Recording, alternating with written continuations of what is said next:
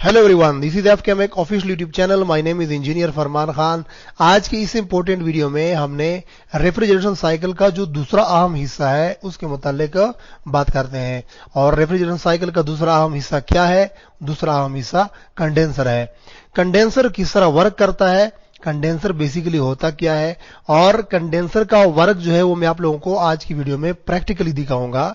जो मैंने एक रेफ्रिजरेटर के अंदर कंडेंसर लगाया हुआ था और कंडेंसर पर मैंने थर्मामीटर्स लगाए हुए थे।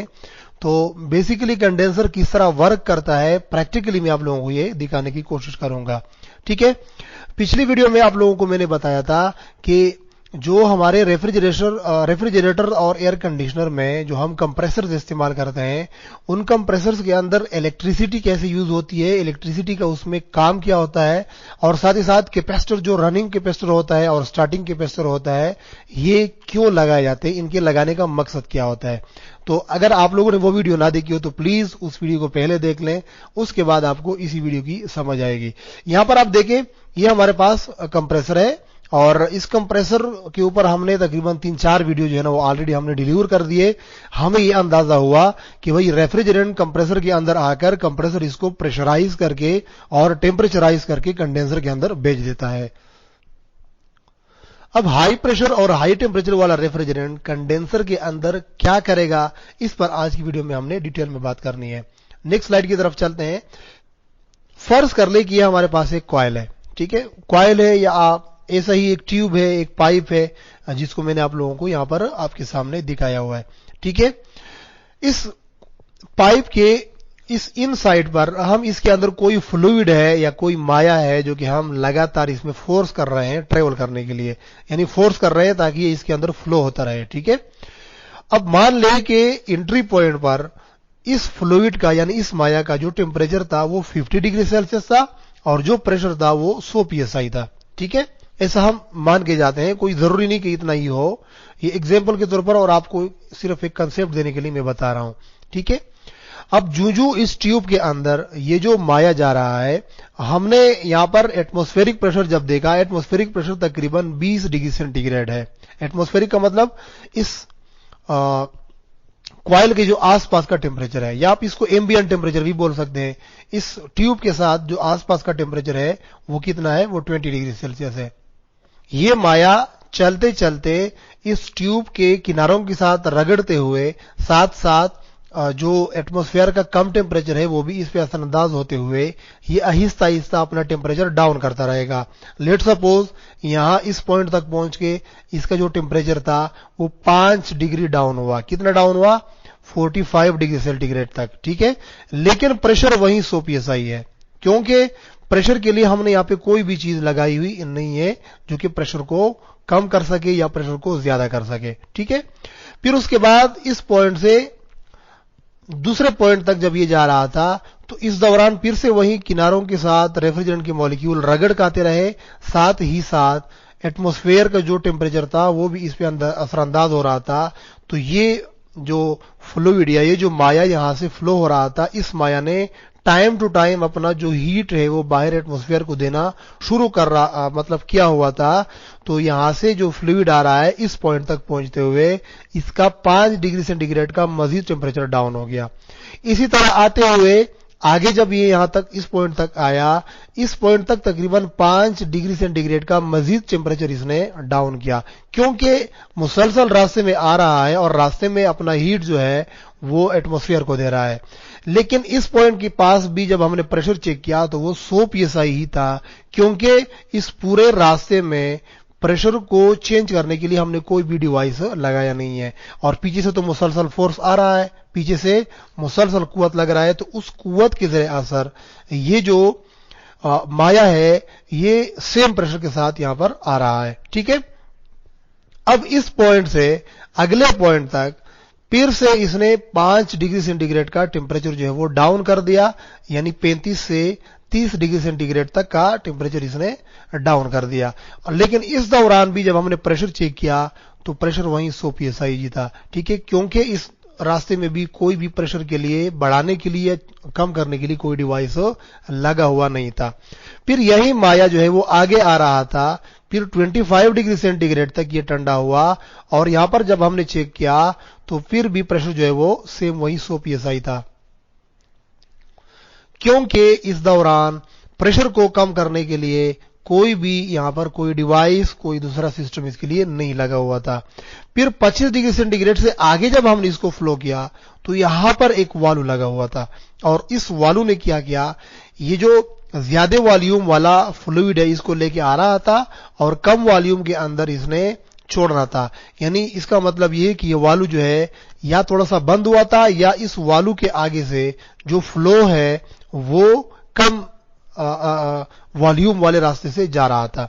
ठीक है, अब अचानक यहां पे क्या हुआ कि टेम्परेचर तो यहां तक डाउन होता रहा, लेकिन यहां पर जो वाल्व लगा हुआ था और इस वाल्व के आगे से ये तंग रास्ता था, इसकी वजह से जो माया आ रहा था उसका अचानक से प्रेशर डाउन होना शुरू हो गया, और जब यहां से प्रेशर डाउन होना शुरू हो गया तो प्रेशर की वजह से जो टेम्परेचर था वो काफी डाउन हो गया।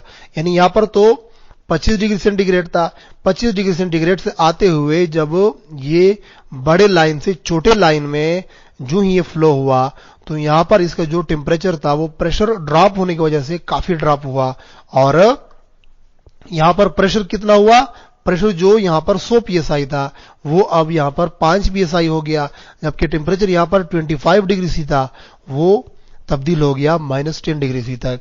तो यहां से मैंने आपको समझाना किया था, यहां से मैंने आपको समझाना यह था कि अगर आप किसी कॉइल, किसी ट्यूब, किसी पाइप के अंदर माया को फ्लो करेंगे तो उस माया के टेम्परेचर के घटने का जो सबब है वो इसका एम्बिएंट टेम्परेचर है।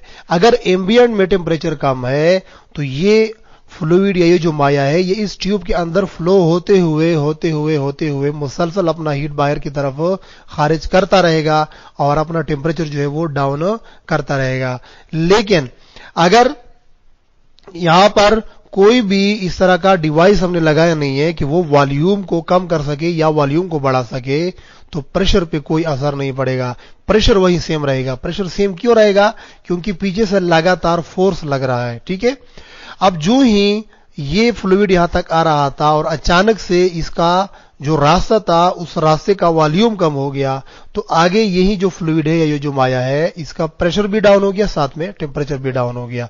ठीक है, सो यही चीज मैं आप लोगों को कंडेंसर के अंदर समझाने की कोशिश करता हूं कि फर्ज कर लीजिए हमारे पास कोई कंडेंसर है, फर्ज कर ले ये हमारे पास कोई कंडेंसर है, चाहे रेफ्रिजरेटर का है, चाहे एयर कंडीशनर का है, चाहे वाटर कूलर का है, चाहे किसी चिलर प्लांट का है, चाहे किसी वीआरवी या वीआरएफ कुछ भी है, लेकिन ये हमारे पास एक कंडेंसर है। अब कंडेंसर जो है वो 3 स्टेजेस में काम करता है। मैं आप लोगों को यहां से समझाता हूं, फिर उसके बाद मैं आप लोगों को प्रैक्टिकल वीडियो भी इसकी प्ले करके आपको बताता हूं कि प्रैक्टिकली भी आप इसको देख लें कि किस तरह कंडेंसर अपना काम करता है। अच्छा, सबसे पहले कंडेंसर होता क्या है? कंडेंसर रेफ्रिजरेशन साइकिल का दूसरा अहम हिस्सा है जो कि हाई प्रेशर और हाई टेम्परेचर रेफ्रिजरेंट को हासिल करके रेफ्रिजरेंट का टेम्परेचर डाउन करता है। ठीक है, ये कंडेंसर का काम है, और मेन काम इसका क्या है कि वेपर रेफ्रिजरेंट से लिक्विड रेफ्रिजरेंट बनाना। ठीक है, अच्छा, किस तरह ये काम करता है? देखिए, वर्ड कंडेंसर जो है ये 2 अल्फाज से मिलकर बना हुआ है, एक है कंडेंस, दूसरा है सर। कंडेंस सर, कंडेंस का मतलब है अमले तकतीर, यानी किसी चीज का कतरा बनाना, किसी भी सब्सटेंस का कतरा बनाना, और सर का मतलब है डिवाइस, तो कतरे बनाने वाला डिवाइस। कतरे बनाने वाला डिवाइस का मतलब है कि यानी वेपर रेफ्रिजरेंट को कंडेंस करके कतरे में जो है ना तब्दील करके उसको माया बनाना है। ठीक है, इसी वजह से कंडेंसर का नाम कंडेंसर है। अब देखिए कंडेंसर किस तरह वर्क करता है, मैं पहले यहां पे आपको थोड़ा सा समझाने की कोशिश करता हूं, उसके बाद मैं आप लोगों को प्रैक्टिकल वीडियो भी प्ले करके आपको बताऊंगा। यहां पर देखिए, जब कंप्रेसर से रेफ्रिजरेंट आ रहा है तो उसका टेम्परेचर है यहां पर 60 डिग्री सेल्सियस। ठीक है, 60 डिग्री सेल्सियस का मतलब यह है कि यानी ये रेफ्रिजरेंट अपने बॉइलिंग पॉइंट से ऊपर चला गया है। कंप्रेसर के दौरान इस पर जब कंप्रेशन का अमल हुआ है तो ये जो टेम्परेचर है ये अपने बॉइलिंग पॉइंट से ऊपर चला गया है, यानी सुपर हीट हुआ है। सुपर हीट का मतलब एक्स्ट्रा हीट इसने हासिल किया हुआ है बॉइलिंग पॉइंट के ऊपर। ठीक है, जो ही ये रेफ्रिजरेंट सख्त सुपर हीटेड वेपर्स में, सुपर हीटेड सख्त गर्म वेपर्स में जब ये कंडेंसर के अंदर इंटर हुआ तो कंडेंसर के आसपास का जो एम्बिएंट टेम्परेचर है वो कितना है, वो फर्ज कर ले 35 डिग्री सेल्सियस है। तो जाहिर बात है कि अगर यहां पर 60 डिग्री सेल्सियस का टेम्परेचर होगा और एम्बिएंट में 35 डिग्री सेंटीग्रेड का टेम्परेचर होगा तो कंडेंसर के ट्यूब ने अपना टेम्परेचर जो है ना वो कम करवाना है और अपना हीट जो है वो क्या करना है, एटमॉस्फेयर को देना है। अब एटमॉस्फेयर काफी बड़ा है, एटमॉस्फेयर जो है ये काफी बड़ा है, तो वो मुसलसल इस कंडेंसर से हीट लेने की सलाहियत रखता है।